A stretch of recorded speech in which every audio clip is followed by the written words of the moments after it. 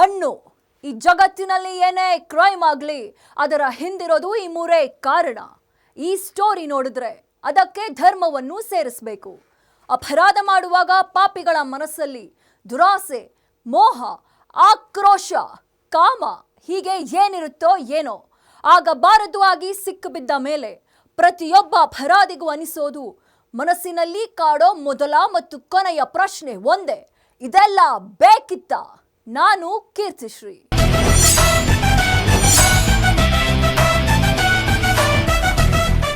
ಪ್ರಧಾನಿ ಮೋದಿ ಹೆಸರು ಜಗತ್ತಿನಾದ್ಯಂತ ಮಾರ್ದನಿಸ್ತಿದೆ. ಪಾಕಿಸ್ತಾನವನ್ನ ಹುಟ್ಟಡಗಿಸಿದ ಭಾರತದ ತಾಕತ್ತನ್ನ ಇಡೀ ಜಗತ್ತೇ ಕಣ್ತುಂಬಿಕೊಳ್ತಿದೆ. ವಿಶ್ವದ ನಾಯಕರೆಲ್ಲ ಮೋದಿಗೆ ಸಲಾಂ ಹೊಡೆದು ಭಾರತಕ್ಕೆ ನೀವೇ ಸರಿಸಾಟಿ ಅಂತ ಕೊಂಡಾಡ್ತಾ ಇದ್ದಾರೆ. ವಿಶ್ವದ ಬಲಿಷ್ಠ ಸೇನೆಯಲ್ಲಿ ಭಾರತವು ಗರ್ಜಿಸೋದ್ರ ಹಿಂದೆ ಪ್ರಧಾನಿ ಮೋದಿಯ ಶ್ರಮವಿದೆ. ಭಾರತದ ಭದ್ರತೆ ಹಾಗೂ ಭವಿಷ್ಯದ ದೂರದೃಷ್ಟಿ ಇದೆ. ಹಾಗಾದ್ರೆ ಪ್ರಧಾನಿ ಮೋದಿ ಅಧಿಕಾರಕ್ಕೆ ಬಂದ ಮೇಲೆ ಸೇನೆಗೆ ಮಹಾಶಕ್ತಿ ಸಿಕ್ಕಿದ್ ಹೇಗೆ? ಯೋಧರು ಪರಾಕ್ರಮ ಮೆರೆದಿದ್ ಹೇಗೆ? ಸ್ವದೇಶಿ ಬಲ ಸಿಕ್ಕಿದ್ ಹೇಗೆ? ಇಲ್ಲದೆ ನೋಡಿ ಸ್ಪೆಷಲ್ ಸ್ಟೋರಿ. 2014 ಮೇ 26 ರಾಷ್ಟ್ರ ರಾಜಕಾರಣದ ದಿಕ್ಕು ಬದಲಾದ ದಿನ. ಹೊಸತನಕ್ಕೆ ತುಡಿಯುತ್ತಿದ್ದ ದೇಶದ ಜನತೆಗೆ ನಂಬಿಕೆ ಬಂದ ದಿನ. ಶತಕೋಟಿ ಭಾರತೀಯರ ಆಶಯ ಈಡೇರಿಸಲು ಮುನ್ನುಡಿ ಬರೆದ ದಿನ. ಭವ್ಯ ಭಾರತದ ಕನಸು ಕಂಡಿದ್ದ ಆ ಚಾಯ್ವಾಲಾ ಪ್ರಧಾನ ಸೇವಕನಾಗಿ ಮೊದಲ ಬಾರಿ ಅಧಿಕಾರವನ್ನ ಸ್ವೀಕರಿಸಿದ ಮಹತ್ವದ ದಿನ. ಮೊದಲ ಬಾರಿ ಪ್ರಧಾನಿ ಪಟ್ಟಕ್ಕೇರಿದ ನಾಯಕ ನರೇಂದ್ರ ಮೋದಿ. नरेंद्र दामोदर दास मोदी ईश्वर की शपथ लेता हूं कि मैं विधि द्वारा स्थापित भारत के संविधान के प्रति सच्ची श्रद्धा और निष्ठा रखूंगा। मैं भारत की प्रभुता और अखंडता का अक्षुण्ण रखूंगा। मैं संघ के प्रधानमंत्री के रूप में अपने कर्तव्यों का श्रद्धापूर्वक और शुद्ध अंतःकरण से ನಿರ್ವಹಣ ಕರುಂಗಾ. ನರೇಂದ್ರ ಮೋದಿ 3 ಬಾರಿ ಪ್ರಧಾನಿಯಾಗಿದ್ದಾರೆ. ಭಾರತ ಅಂದ್ರೆ ಮೋದಿ, ಮೋದಿ ಅಂದ್ರೆ ಭಾರತ. ಈ ಮಾತನ್ನ ಭಾರತೀಯರಷ್ಟೇ ಅಲ್ಲ, ಇಡೀ ಜಗತ್ತೇ ಹೇಳುವಂತಾಗಿದೆ. ಜಗತ್ತಿನ ಅಗ್ರಗಣ್ಯ ನಾಯಕರೆಲ್ಲ ಭಾರತವನ್ನ ಕೊಂಡಾಡ್ತಿದ್ದಾರೆ. ಅಂತಾರಾಷ್ಟ್ರೀಯ ಸಮಸ್ಯೆಗಳಿಗೆ ಭಾರತದ ಸಲಹೆ ಕೇಳ್ತಾರೆ. ಅದಕ್ಕೆ ಕಾರಣ ಒನ್ ಆ್ಯಂಡ್ ಓನ್ಲಿ ಪ್ರಧಾನಿ ಮೋದಿ. ಭಾರತ ಅಂದ್ರೆ ಮೋದಿ, ಮೋದಿ ಅಂದ್ರೆ ಭಾರತ. ಅಧಿಕಾರಕ್ಕೆ ಬಂದ ಮೋದಿ ಸೇನೆಯಲ್ಲಿ ಬದಲಾವಣೆ. ಸೈನಿಕರಿಗೆ ಸರ್ವ ಸ್ವತಂತ್ರ, ಜಗತ್ತಿನ ಮುಂದೆ ಪರಾಕ್ರಮ. ಒಂದು ಕಾಲದಲ್ಲಿ ನೆರೆಹೊರೆ ರಾಷ್ಟ್ರಗಳಿಗೆ ಮಾತ್ರ ಗೊತ್ತಿದ್ದ ಭಾರತವನ್ನ ಮೋದಿ ಇಡೀ ವಿಶ್ವಕ್ಕೆ ಗೊತ್ತಾಗುವಂತೆ ಮಾಡಿದ್ದಾರೆ. ಭಾರತದ ಗತ್ತು, ಗೈರತ್ತು, ತಾಕತ್ತೇನು, ಜಗತ್ತಿಗೆ ಭಾರತವೆಷ್ಟು ಅನಿವಾರ್ಯ ಅಂತ ತೋರಿಸಿದ್ದಾರೆ. ಅಷ್ಟೇ ಅಲ್ಲ, ಬಾಲ ಬಿಚ್ಚಿದ್ದ ಪಾಕಿಸ್ತಾನಕ್ಕೆ ಆಗಾಗ ಬಿಸಿ ಮುಟ್ಟಿಸ್ತಾನೆ ಇರ್ತಾರೆ. ನಮ್ಮನ್ನ ಕೆಣಕಿದ್ರೆ ಸುಮ್ಮನೆ ಬಿಡಲ್ಲ ಅಂತಾನೂ ತೋರಿಸಿದ್ದಾರೆ. ಪಾಕಿಸ್ತಾನ ಒಂದೇ ಅಲ್ಲ, ಟರ್ಕಿ ಹಾಗೂ ಚೀನಾಗೂ ಭಾರತದ ಸೈನಿಕರು ಮುಟ್ಟಿ ನೋಡಿಕೊಳ್ಳುವಂತೆ ಹೊಡೆದಿದ್ದಾರೆ. ಆಪರೇಷನ್ ಸಿಂಧೂರ ಅಂದ್ರೆ ಪಾಕಿಸ್ತಾನ ನಿದ್ದೆಯಲ್ಲೂ ಬೆಚ್ಚಿ ಬೀಳುತ್ತೆ. ನಲ್ಲಿ ದಾಳಿ ನಡೆಸಿತ್ತು. ಕಾಡಿನಿಂದ ನುಗ್ಗಿದ್ದ 4 ಉಗ್ರರು ಅಕ್ಷರಶಃ ಅಟ್ಟಹಾಸ ಮೆರೆದಿದ್ರು. 26 ಪ್ರವಾಸಿಗರ ನೆತ್ತರು ಹರಿಸಿ ಕ್ರೌರ್ಯವನ್ನ ಮೆರೆದಿದ್ದಲ್ಲದೆ ಪ್ರಧಾನಿ ಮೋದಿಗೆ ಹೇಳುವಂದಿದ್ರು, ಇಂತಹ ಕೃತ್ಯಗಳನ್ನ ನಡೆಸಿದ್ರೇನೆ ಬಿಡಲ್ಲ, ಅಂತಹದ್ರಲ್ಲಿ ಮೋದಿಗೆ ಹೇಳುವಂದ್ರೆ ಬಿಟ್ಬಿಡ್ತಾರ, ನಿಮ್ಮ ದೇಶದೊಳಗೆ ನುಗ್ಗಿ ಹೊಡಿತೀವಿ ಅಂತ ಪ್ರತೀಕಾರದ ಶಪಥ ಮಾಡಿದ್ರು. ಉಗ್ರರು ಪಾತಾಳದಲ್ಲಿ ಅಡಗಿದ್ರು ಹುಟ್ಟಡಗಿಸದೆ ಬಿಡಲ್ಲ ಅಂತ ಚಾಲೆಂಜ್ ಮಾಡಿದ್ರು. ಪ್ರಧಾನಿ ಮೋದಿ ಏನ್ ಹೇಳ್ತಾರೋ ಅದನ್ನೇ ಮಾಡ್ತಾರೆ. ಪಾಕ್ ವಿರುದ್ಧ ಸಮರ ಸಾರಿದ ಪ್ರಧಾನಿ ಮೋದಿ ಸೈನಿಕರಿಗೆ ಫುಲ್ ಪರ್ಮಿಷನ್ ನೀಡಿದ್ರು. ಟೈಮ್, ಡೇಟ್ ಎಲ್ಲವನ್ನ ನೀವೇ ಫಿಕ್ಸ್ ಮಾಡಿ, ಟಾರ್ಗೆಟ್ ಫಿನಿಶ್ ಮಾಡಿ ಅಂತ ಫ್ರೀ ಹ್ಯಾಂಡ್ ನೀಡಿದ್ರು. India will identify, track and punish every terrorist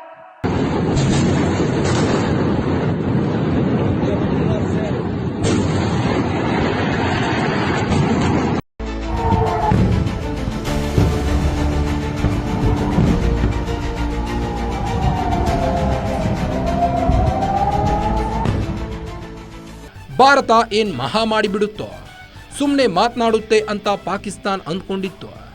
ಉಗ್ರರು ಕೂಡ ನೆಮ್ಮದಿಯಾಗಿದ್ರು. ಮೇ 7ನೇ ತಾರೀಕು ಮಿಡ್ ನೈಟ್ನಲ್ಲಿ ಶುರುವಾಯಿತು ನೋಡಿ ಭಾರತದ ಸೈನಿಕರ ಅಸಲಿ ಆಟ. ಲಷ್ಕರ್ ಇ ತೊಯ್ಬಾ, ಜೈಷ್ ಎ ಮೊಹಮ್ಮದ್, ಹಿಜ್ಬುಲ್ಲಾ ಮುಜಾಹಿದ್ದೀನ್ ಸಂಘಟನೆ ಉಗ್ರರ ಮೇಲೆ ದಾಳಿಯನ್ನು ನಡೆಸಿದ್ರು. 9 ಕಡೆಗಳಲ್ಲಿ ದಾಳಿ ನಡೆಸಿ ಉಗ್ರರ ರುಂಡ ಚೆಂಡಾಡಿದ್ರು. ಆಪರೇಷನ್ ಸಿಂಧೂರ ಕಾರ್ಯಾಚರಣೆಯನ್ನ ಪ್ರಧಾನಿ ಮೋದಿ ನಿದ್ದೆಗೆಟ್ಟು ಮಾಹಿತಿ ಪಡೆದುಕೊಳ್ಳುತ್ತಿದ್ರು. ಅದಾದ ಮೇಲೂ ಮೋದಿ ಸುಮ್ಮನಿರಲಿಲ್ಲ. ಆಪರೇಷನ್ ಸಿಂಧೂರ ಚಾಪ್ಟರ್ 2ಗೆ ನಡೆಸುವಂತೆ ಸೂಚನೆ ನೀಡಿದ್ರು. ಪಾಕಿಸ್ತಾನದ ನೌಕಾನೆಲೆಗಳು, ಸಿಟಿಗಳು, ಮತ್ತಷ್ಟು ಉಗ್ರರು ನಿರ್ನಾಮವಾಗಿದ್ರು. ಸೇನೆಗೆ ಆತ್ಮನಿರ್ಭರದ ಶಕ್ತಿ ತುಂಬಿದ ಮೋದಿ. ದೇಶ ರಕ್ಷಿಸುವ ಯೋಧರಿಗೆ ನಮೋ ಸೇಫ್ಟಿ.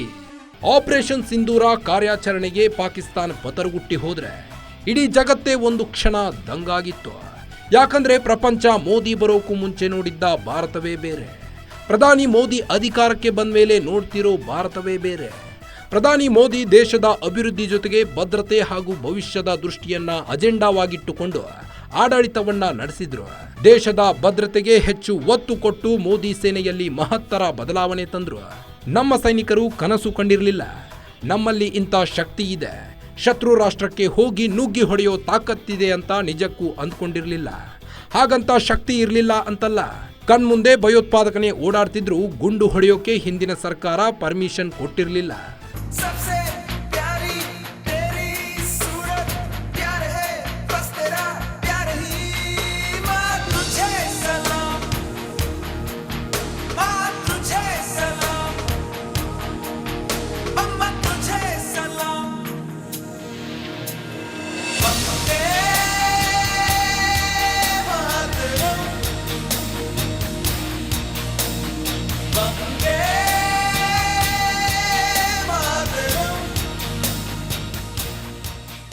ಮೋದಿ ಪ್ರಧಾನಿಯಾಗಿ ಅಧಿಕಾರಕ್ಕೆ ಬಂದ ಮೇಲೆ ಸೇನೆಯಲ್ಲಿ ಮಹತ್ತರ ಬದಲಾವಣೆಯಾಗಿದೆ. ಸೇನೆಗೆ ಹೆಚ್ಚಿನ ಒತ್ತು ನೀಡಿದ್ರು, ಕ್ರಾಂತಿನೇ ಸೃಷ್ಟಿಸಿದ್ರು ಅಂತ ಹೇಳಬಹುದು. ಯಾಕಂದ್ರೆ ಗಡಿಯಲ್ಲಿ ನಿಂತು ದೇಶವನ್ನ ರಕ್ಷಣೆ ಮಾಡುವ ಯೋಧರ ಸಾಥ್ ನಿಂತರು ಮೋದಿ. ಅತ್ಯಾಧುನಿಕ ಶಸ್ತ್ರಾಸ್ತ್ರಗಳು, ಹೆಲ್ಮೆಟ್, ಬುಲೆಟ್ ಪ್ರೂಫ್ ಜಾಕೆಟ್ಗಳು, ಸಂಚಾರ ವಾಹನಗಳು ಸೇರಿದಂತೆ ಸೈನಿಕರ ರಕ್ಷಣೆಗೆ ಏನೆಲ್ಲ ಸವಲತ್ತು ಬೇಕೋ ಅವುಗಳನ್ನ ಮೊದಲು ಒದಗಿಸಿಕೊಟ್ರು. ನಂತರ ಶತ್ರುಗಳ ವಿರುದ್ಧ ಹೋರಾಟ ಮಾಡೋಕೆ ಏನೆಲ್ಲ ಅಸ್ತ್ರಗಳು, ಬ್ರಹ್ಮಾಸ್ತ್ರಗಳು ಬೇಕೋ ಅವುಗಳನ್ನ ಒದಗಿಸಿಕೊಟ್ರು. ಬೇರೆ ದೇಶಗಳಿಂದ ಖರೀದಿಸಿದ್ದು ಒಂದ್ ಕಡೆಯಾದ್ರೆ ಮೇಕ್ ಇನ್ ಇಂಡಿಯಾ ಯೋಜನೆ ಮೂಲಕವೇ ಸೇನೆ ಸ್ವದೇಶಿ ಬಲ ನೀಡಿದ್ರು.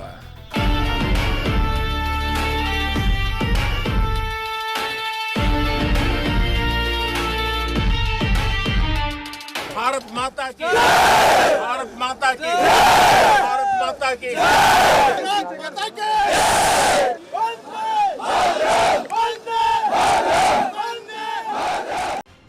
ಪ್ರಧಾನಿ ಮೋದಿ ಕನಸು ಯಾವುದು ಅಂದ್ರೆ ಮೇಕ್ ಇನ್ ಇಂಡಿಯಾ.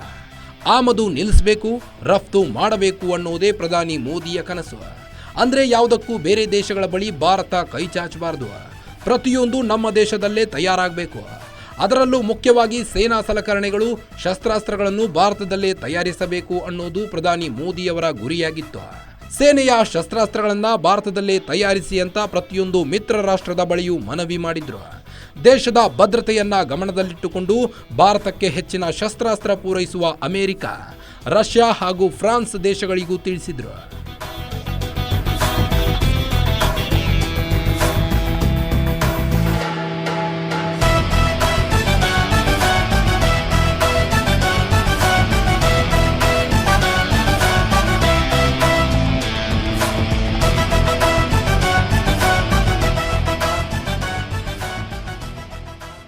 ಯುದ್ಧ ಹೆಲಿಕಾಪ್ಟರ್ಗಳು, ಕ್ರೂಸ್ ಕ್ಷಿಪಣಿಗಳು, ಸಾಂಪ್ರದಾಯಿಕ ಸಬ್ಮರೀನ್ಗಳು ಸೇರಿದಂತೆ 101 ಮಾದರಿಯ ಆಯುಧಗಳು, ಶಸ್ತ್ರಾಸ್ತ್ರಗಳ ಆಮದನ್ನು 2024ರ ವೇಳೆಗೆ ಸ್ಥಗಿತಗೊಳಿಸುವುದಾಗಿ ಮೋದಿ ಹೇಳಿದ್ರು.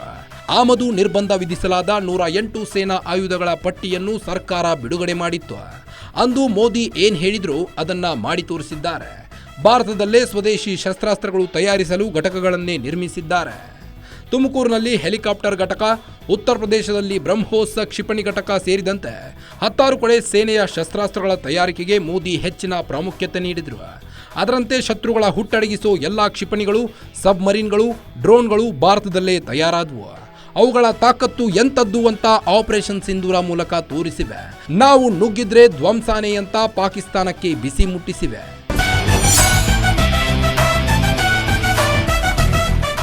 ಸಹನೆಗೆ ಮತ್ತೊಂದು ಹೆಸರೇ ಭಾರತ.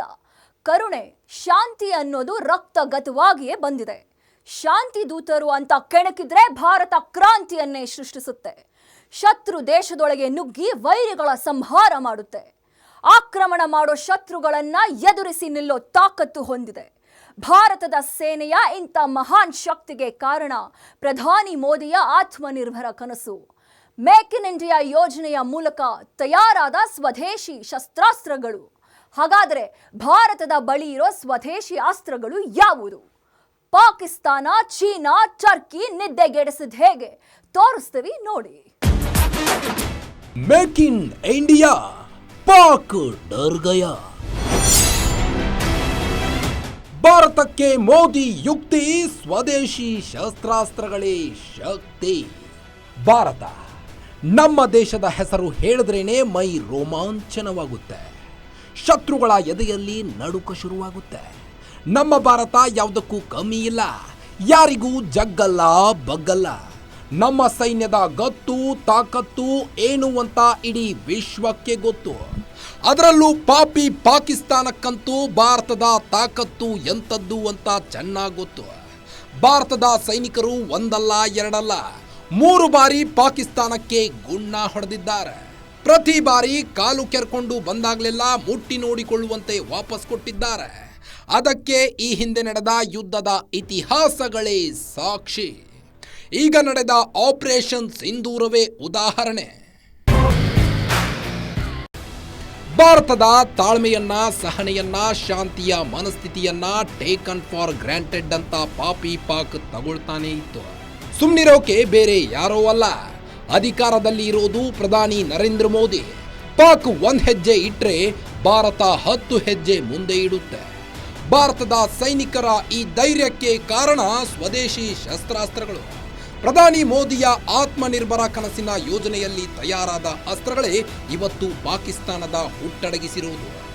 ಜಗತ್ತೇ ಮೂಕ ವಿಸ್ಮಿತವಾಗಿ ಭಾರತದತ್ತ ತಿರುಗಿ ನೋಡ್ತಿರೋದು. ರಣಕಲಿಯೋ ಇಡೀ ದೇಶವೇನೆ ನಿನ್ನ ಮನೆಯೋ, ಧಡ ಧಡ ಧಡ ಧಡ ನಡೆಯೋ, ನಿನ್ನ ತ್ಯಾಗಕ್ಕೆಂದು ನಾವು ಋಣಿಯೋ. ಆ ಸಿಡಿಲು ಮಳೆಯೇ ಬಂದರು, ಸಾಗರವೇ ಉಕ್ಕಿ ಹರಿದರು, ಎದುರಾಳಿ ಎದುರಿಗೆ ನಿಂತರು, ನೀ ಮುನ್ನುಗ್ಗಿ ದೇಶನ ಕಾಯುವೆ. ಭಾರತದ ಬಲ ಎಷ್ಟಿದೆ ಅನ್ನೋದಕ್ಕೆ ಸೈನ್ಯ ಹೊಂದಿರೋ ಶಸ್ತ್ರಾಸ್ತ್ರಗಳೇ ಕಾರಣ. ಶತ್ರು ರಾಷ್ಟ್ರದೊಂದಿಗೆ ಇರದಂತಹ ಕೆಲವು ಶಸ್ತ್ರಾಸ್ತ್ರಗಳು ಭಾರತೀಯ ಸೇನೆಯಲ್ಲಿವೆ. ಯಾವುದೇ ತುರ್ತು ಸಂದರ್ಭದಲ್ಲೂ ಎದುರಾಳಿ ಸೇನೆಯನ್ನ ಹೊಡೆದುರುಳಿಸಬಲ್ಲ ಪ್ರಬಲ ಶಸ್ತ್ರಾಸ್ತ್ರವನ್ನ ಕೂಡಿಟ್ಟುಕೊಂಡಿದೆ. ಹಾಗಿದ್ರೆ ಭಾರತೀಯ ಸೇನೆಯಲ್ಲಿರೋ ಆ ಶಸ್ತ್ರಾಸ್ತ್ರಗಳು ಯಾವುದು ಗೊತ್ತಾ? Make in India power, Akash ಕ್ಷಿಪಣಿ, ಬ್ರಹ್ಮಾಸ್ತ್ರ ಮಿಸೈಲ್, ಸ್ಕೈ ಸ್ಟ್ರೈಕರ್ ಆತ್ಮಾಹುತಿ drone, L-70 anti aircraft gun, D4 anti drone system, INS Vikrant, 15LC ಹೆಲಿಕಾಪ್ಟರ್ಗಳು, Barak 8 MRSAM, HAL Dhruva, Agni 5, Arjun MBT, Bhargavastra counter drone system.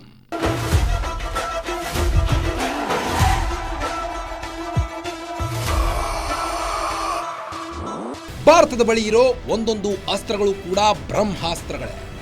Operation ಸಿಂಧೂರದ ಕಾರ್ಯಾಚರಣೆಯಲ್ಲಿ ಪಾಕಿಸ್ತಾನದ ವಿರುದ್ಧ ಪ್ರತೀಕಾರ ತೀರಿಸಿಕೊಂಡಿದ್ದು ಕೆಲ ಅಸ್ತ್ರಗಳಷ್ಟೇ. ಬ್ರಹ್ಮೋಸ್ ಪಾಕ್ನೊಳಗೆ ನುಗ್ಗಿ ಹೊಡೆದ್ರೆ ಆಕಾಶ್ ಪಾಕ್ ಡ್ರೋನ್ಗಳನ್ನ ಹೊಡೆದುರುಳಿಸಿತ್ತು. ಇನ್ನು INS ವಿಕ್ರಾಂತ್ ಬಗ್ಗೆ ಹೇಳೋದೇ ಬೇಡ. ಕರಾಚಿ ಬಂದರಿಗೆ ಬಂದು ನಿಂತು ಪಾಕ್ನ ನೌಕಾ ನೆಲೆಗಳನ್ನ ಧ್ವಂಸ ಮಾಡಿ ಬಿಸಾಕಿದೆ.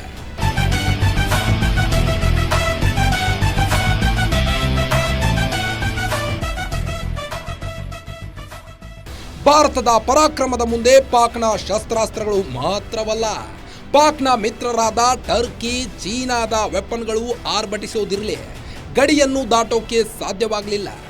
ಆಕಾಶದಲ್ಲಿ ಹಾರಾಡ್ತಿದ್ದಂತೆ ಭಾರತದ ಆಕಾಶ್ ಬ್ರಹ್ಮೋಸ್ ಡ್ರೋನ್ಗಳು ಹೊಡೆದುರುಳಿಸಿವೆ. ಹೌದು, ಭಾರತವನ್ನ ಕಟ್ಟಿ ಹಾಕೋಕೆ ಪಾಕ್ಗೆ ಚೀನಾ ಹಾಗೂ ಟರ್ಕಿ ತನ್ನ ಅತ್ಯಾಧುನಿಕ ಕ್ಷಿಪಣಿ ಡ್ರೋನ್ಗಳನ್ನ ನೀಡಿದ್ವು. ಇವುಗಳನ್ನ ಭಾರತದ ಮೇಲೆ ಪಾಕಿಸ್ತಾನ್ ಹಾರಿಸಿತ್ತು. ಪಾಕ್ ಮೊದಲಿಗೆ ಹಾರಿಸಿದ್ದ PS-15 ಮಿಸೈಲ್ ಪಂಜಾಬ್ನ ಹೋಶಿಯಾರ್ಪುರದಲ್ಲಿ ಕವಾಯಿ ದೇವಿಯ ಫಾರೆಸ್ಟ್ ಬಳಿ ಟುಸ್ ಆಗಿತ್ತು. ಆಮೇಲೆ ನಿರಂತರವಾಗಿ ಚೀನಾದ PS-15 ಕ್ಷಿಪಣಿ ಹಾಗೂ J-17 ಯುದ್ಧ ವಿಮಾನಗಳನ್ನು ಹಾರಿಸಿತ್ತು. ಇವುಗಳನ್ನು ನಮ್ಮ ಸೇನೆಯ ಸ್ವದೇಶಿ ಶಸ್ತ್ರಾಸ್ತ್ರಗಳು ಹೊಡೆದುರುಳಿಸಿವೆ.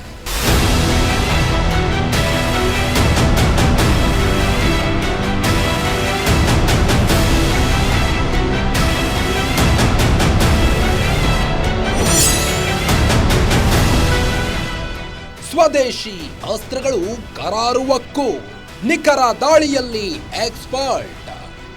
ಶತ್ರುಗಳ ಮೇಲೆ ನಿಖರ ದಾಳಿ, ಎದುರಾಳಿಗಳ ಕ್ಷಿಪಣಿ, ಡ್ರೋನ್ ಹೊಡೆದು ಹಾಕುವ ಯುದ್ಧ ತಂತ್ರಜ್ಞಾನ ಕೆಲವು ದೇಶಗಳಲ್ಲಿ ಮಾತ್ರವಿತ್ತು.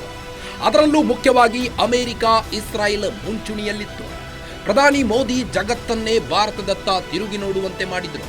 ಅಂದ್ರೆ ಮೇಕ್ ಇನ್ ಇಂಡಿಯಾ ಶಸ್ತ್ರಾಸ್ತ್ರಗಳಿರೋ ತಾಕತ್ತು ಬೇರೆ ಯಾವ ದೇಶದ ಬಳಿಯೂ ಇಲ್ಲ. ಪಾಕ್ ವಿರುದ್ಧದ ಯುದ್ಧದಲ್ಲಿ ಅಷ್ಟು ನಿಖರವಾಗಿ ದಾಳಿ ಮಾಡಿದ್ವು. ಯೋಧರು ಏನು ಟಾರ್ಗೆಟ್ ಫಿಕ್ಸ್ ಮಾಡಿದ್ರು ಅದನ್ನ ಫಿನಿಶ್ ಮಾಡಿ ಬಂದಿದ್ವು. ಇದರ ಮೂಲಕ ನಿಖರವಾಗಿ ದಾಳಿ ಮಾಡೋ ತಾಕತ್ತು ಭಾರತಕ್ಕೂ ಇದೆ ಅಂತ ಜಗತ್ತಿಗೆ ತೋರಿಸಿತ್ತು.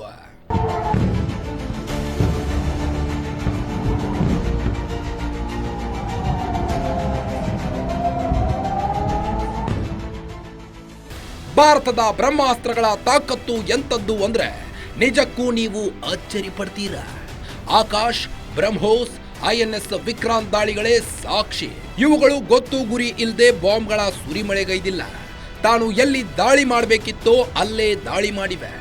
ಎಲ್ಲ ದೇಶಗಳ ಬಳಿಯೂ ಇಂತಹ ತಂತ್ರಜ್ಞಾನ ಇಲ್ಲ, ಆದ್ರೆ ಭಾರತದ ಬಳಿ ಇದೆ ಅಂತ ಬಹುತೇಕರಿಗೆ ಗೊತ್ತೇ ಇರಲಿಲ್ಲ. ಭಾರತ ಎಷ್ಟು ಕರಾರುವಕ್ಕಾಗಿ ದಾಳಿ ನಡೆಸಿದೆ ಅಂತ ಒಡಿಸ್ಸಾದ ಉಗ್ರ ನೆಲೆಗಳು, ಏರ್ ಬೇಸ್ಗಳು ಧ್ವಂಸವಾಗಿರುವುದು ನೋಡಿದ್ರೇನೆ ಗೊತ್ತಾಗುತ್ತೆ.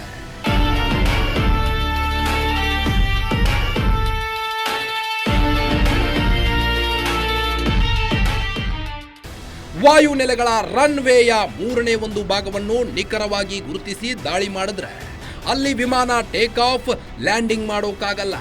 ಅಂತಹ ದಾಳಿಯನ್ನು ಭಾರತ ಮಾಡಿ ತೋರಿಸಿದೆ. ಪಾಕ್ನಿಂದ 500ಕ್ಕೂ ಹೆಚ್ಚು ಡ್ರೋನ್ಗಳು, ಕ್ಷಿಪಣಿಗಳು ನುಗ್ಗಿದ್ರು. ಒಂದರಿಂದಲೂ ಭಾರತಕ್ಕೆ ಘೋರ ಹಾನಿಯಾಗಿಲ್ಲ. ಯಾಕಂದ್ರೆ ಭಾರತದ ಬಳಿ ಇರುವ ಸ್ವದೇಶಿ ಅಸ್ತ್ರಗಳು ದೇಶದ ರಕ್ಷಣಾ ಗುರಾಣಿಯಂತಿವೆ. ಇವುಗಳು ಒಮ್ಮೆ ಲಾಂಚ್ ಆದ್ರೆ ಪಾಕಿಸ್ತಾನವಲ್ಲ, ಯಾವ ದೇಶವಾದರೂ ಸರಿ ಇವುಗಳನ್ನ ತಡೆಯೋಕೆ ಸಾಧ್ಯನೇ ಇಲ್ಲ. ಇದೇ ಕಾರಣದಿಂದ ಎಲ್ಲ ರಾಷ್ಟ್ರಗಳು ಭಾರತದ ಬೆನ್ನಿಗೆ ಬಿದ್ದಿವೆ.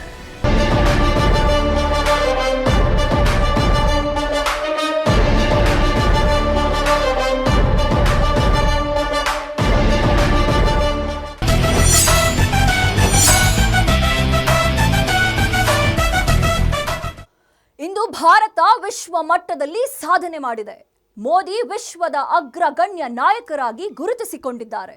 ಭಾರತ ಮತ್ತು ಭಾರತದ ಪ್ರಧಾನಿ ಎರಡಕ್ಕೂ ವಿಶ್ವ ಮನ್ನಣೆ ತಂದುಕೊಟ್ಟಿದ್ದು ಮೋದಿ ಆಡಳಿತ ಶೈಲಿ ಮತ್ತು ದೇಶದಲ್ಲಿ ಸೃಷ್ಟಿಸಿದ ಸದೃಢ ಪ್ರಗತಿಯ ಪರ್ವ. ಆಪರೇಷನ್ ಸಿಂಧೂರ್ ಮೂಲಕ ಭಾರತ ಸೂಪರ್ ಪವರ್ ರಾಷ್ಟ್ರ ಅನ್ನೋದು ಮತ್ತೆ ಪ್ರೂವ್ ಆಗಿದೆ. ಸ್ವದೇಶಿ ಶಸ್ತ್ರಾಸ್ತ್ರಗಳ ಖರೀದಿಗೆ ಮುಗಿಬಿದ್ದಿವೆ. ಹಾಗಾದ್ರೆ ಭಾರತ ದೊಡ್ಡಣ್ಣನಿಗೆ ಟಕ್ಕರ್ ಕೊಡುತ್ತಾ? ತೋರಿಸ್ತೀವಿ ನೋಡಿ.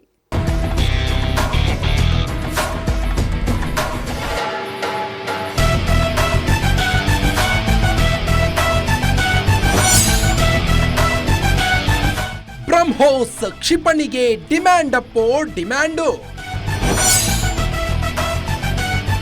17 ರಾಷ್ಟ್ರಗಳ ಬೇಡಿಕೆ, ಶತ್ರುಗಳಿಗೆ ನಡುಕ ಹುಟ್ಟಿದ್ಯಾಕೆ? ಆಪರೇಷನ್ ಸಿಂಧೂರ ಮೂಲಕ ಭಾರತದ ತಾಕತ್ತು ಇಡೀ ಜಗತ್ತಿಗೆ ಗೊತ್ತಾಗಿದೆ. ಖ್ಯಾತೆ ತೆಗೆದ ವೈರಿ ರಾಷ್ಟ್ರಕ್ಕೆ ಭಾರತ ಆತ್ಮನಿರ್ಭರದ ಅಸ್ತ್ರಗಳಿಂದಲೇ ತಕ್ಕ ಶಾಸ್ತಿ ಮಾಡಿದೆ. ಭಾರತದ ಸ್ವದೇಶಿ ಅಸ್ತ್ರಗಳ ಪರಾಕ್ರಮಕ್ಕೆ ವಿಶ್ವದ ದೊಡ್ಡಣ್ಣ ಅಮೆರಿಕಾನೇ ದಂಗಾಗಿ ಹೋಗಿದೆ. ಚೀನಾವಂತೂ ಬೆಚ್ಚಿ ಬಿದ್ದಿದೆ. ಇದನ್ನ ಮಾಡಿದ್ದು ಭಾರತದಲ್ಲೇ ತಯಾರಾದ ಬ್ರಹ್ಮೋಸ್ ಕ್ಷಿಪಣಿ. ಹೀಗಾಗಿ ಬ್ರಹ್ಮೋಸ್ ಕ್ಷಿಪಣಿಗೆ ಭಾರಿ ಬೇಡಿಕೆ ಬಂದಿದೆ.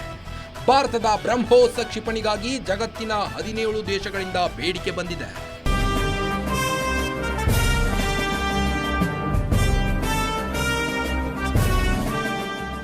ಭಾರತದ DRDO ಮತ್ತು ರಷ್ಯಾದ NPO ಜಂಟಿಯಾಗಿ ಅಧ್ಯಯನ ನಡೆಸಿ ಬ್ರಹ್ಮೋಸ್ ಕ್ಷಿಪಣಿಯನ್ನ ಅಭಿವೃದ್ಧಿಪಡಿಸಿವೆ.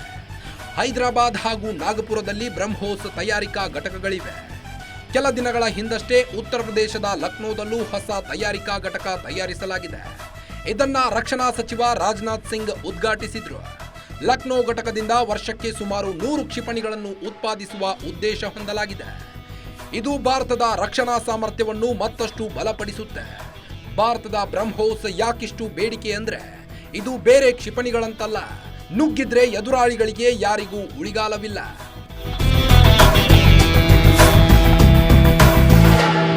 ಇದು ಬ್ರಹ್ಮೋಸ್ ಸೂಪರ್ಸಾನಿಕ್ ಮಿಸೈಲ್, ವಿಶ್ವದ ಏಕೈಕ ಸೂಪರ್ಸಾನಿಕ್ ಕ್ರೂಸ್ ಕ್ಷಿಪಣಿ ಅಂತಲೇ ಖ್ಯಾತಿ ಪಡೆದಿದೆ.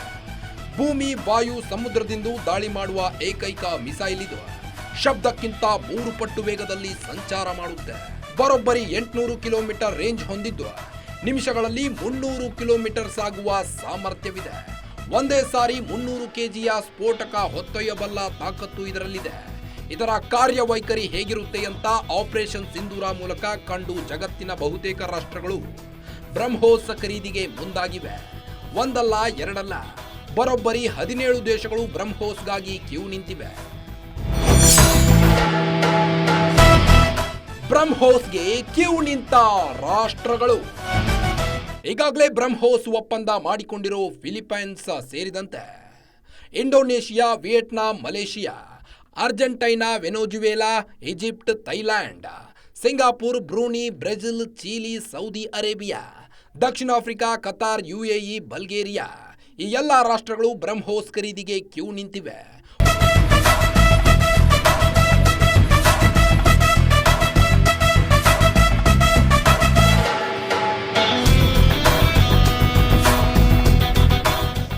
ಒಂದು ಕಾಲದಲ್ಲಿ ರಕ್ಷಣಾ ವಿಚಾರದಲ್ಲಿ ಭಾರತ ವಿದೇಶಗಳಿಂದ ಆಮದು ಮಾಡಿಕೊಳ್ಳುತ್ತಿತ್ತು. ಬಹುತೇಕ ಎಲ್ಲ ವಸ್ತುಗಳನ್ನ ಭಾರತ ಖರೀದಿ ಮಾಡ್ತಿತ್ತು. ಮೋದಿ ಅಧಿಕಾರದಲ್ಲಿ ಎಲ್ಲವೂ ಬದಲಾಗಿದೆ. ಭಾರತಕ್ಕೆ ಏನೆಲ್ಲ ರಕ್ಷಣಾ ಶಸ್ತ್ರಾಸ್ತ್ರಗಳು ಬೇಕೋ ಅವುಗಳನ್ನ ದೇಶದಲ್ಲೇ ತಯಾರಿ ಮಾಡಿಕೊಳ್ತಿವೆ. ಸದ್ಯ ರಕ್ಷಣಾ ವಿಚಾರದಲ್ಲಿ ಭಾರತದ ನೀತಿ ಸಂಪೂರ್ಣ ಬದಲಾವಣೆಯಾಗಿದೆ. ನಮಗೆ ಬೇಕಾದ ಉತ್ಪನ್ನಗಳನ್ನು ನಾವು ದೇಶದಲ್ಲೇ ತಯಾರು ಮಾಡಿಕೊಳ್ಳದಲ್ಲದೆ ಇತರೆ ದೇಶಗಳಿಗೂ ರಫ್ತು ಮಾಡುವ ಮಟ್ಟಿಗೆ ಸ್ಟ್ರಾಂಗ್ ಆಗಿದೆ. ಇದೇ ಕಾರಣಕ್ಕೆ ದೇಶದಲ್ಲಿ ರಕ್ಷಣಾ ಉಪಕರಣಗಳಿಗೆ ಸಂಬಂಧಿಸಿದ ಕೈಗಾರಿಕಾ ಕಾರಿಡಾರ್ಗಳು ಕೂಡ ನಿರ್ಮಾಣವಾಗುತ್ತಿವೆ.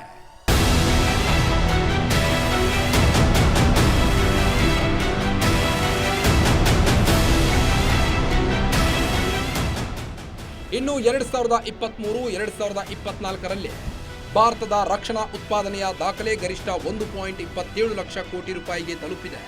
ಶೇಕಡಾ 100ರಷ್ಟು ಏರಿಕೆ ಮಾಡಲಾಗಿದೆ. ಭಾರತ 90ಕ್ಕೂ ಹೆಚ್ಚು ರಾಷ್ಟ್ರಗಳಿಗೆ ಮಿಲಿಟರಿ ವೆಪನ್ಸ್ಗಳನ್ನು ರಫ್ತು ಮಾಡ್ತಿದೆ. ಪ್ರಧಾನಿ ಮೋದಿಯ ಮೇಕ್ ಇನ್ ಇಂಡಿಯಾ ಭಾರತವು ರಕ್ಷಣಾ ಉಪಕರಣಗಳ ರಫ್ತನ್ನು ಹೆಚ್ಚಿಸುವ ಉದ್ದೇಶ ಹಾಗೂ ಸಾಮರ್ಥ್ಯ ಎರಡೂ ಹೊಂದಿದೆ.